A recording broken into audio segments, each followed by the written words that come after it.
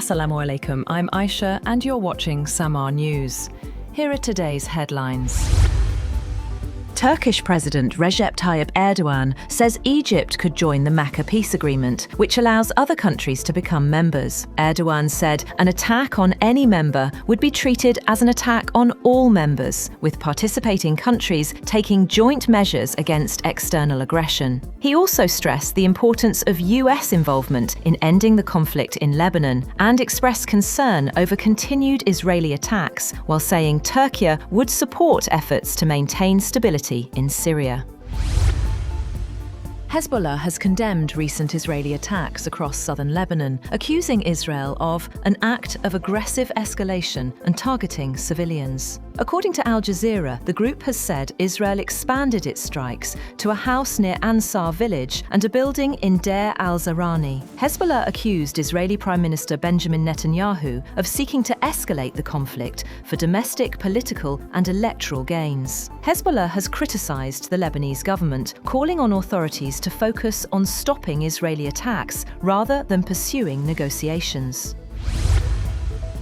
Meanwhile, Lebanese President Joseph Aoun has said Israeli strikes in southern Lebanon on Saturday sent a clear message about negotiations between the two countries ahead of US-sponsored talks in Rome early next month. Aoun has condemned the ongoing attacks and repeated violations of the framework agreement and international law protecting civilians. He has said the strikes, including an attack that killed an entire family in the village of Ansar, raised serious concerns over the future of the negotiations.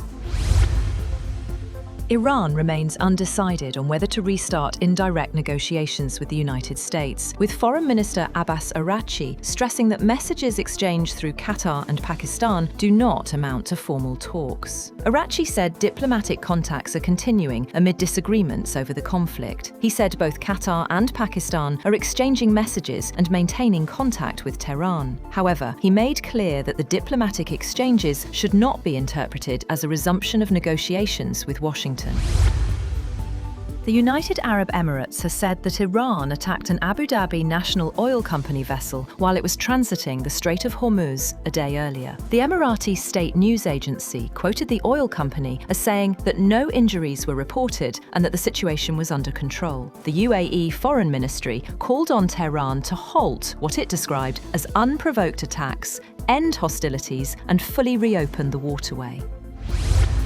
President Donald Trump has declared that he will soon declare the Strait of Hormuz a territory of the United States, although it was unclear whether the remark represented a serious policy proposal. However, Iran immediately rejected Trump's remarks, insisting that Tehran alone controls decisions over whether the Strait of Hormuz is open or closed. Iranian Deputy Foreign Minister Kazem Garibabadi said Tehran would not be intimidated by US threats or a display of military force. Luigi Mangione has admitted in court that he fatally shot health insurance executive Brian Thompson and pleaded guilty to 2 federal charges of stalking the CEO with the intent to kill him. He wore beige prison garb and spoke clearly and calmly as he read from a prepared statement laced with criticism of the US health insurance system. The guilty plea will avert a federal trial in the closely watched case over the killing of the 50-year-old United Healthcare CEO. At least 38 people have died after an earthquake of magnitude 7.7 and dozens of aftershocks struck off eastern Indonesia as rescue workers rushed to reach areas closest to the epicenter. Tsunami waves of less than 1 meter were recorded in several areas of the Southeast Asian nation after the early morning tremor. The tsunami warning was lifted about 3 hours after the quake. The head of the National Disaster Management Agency said approximately 2,000 people had fled to safer ground. That's all for now. For more updates, visit www.samaa.tv. Thank you for watching Samaa News.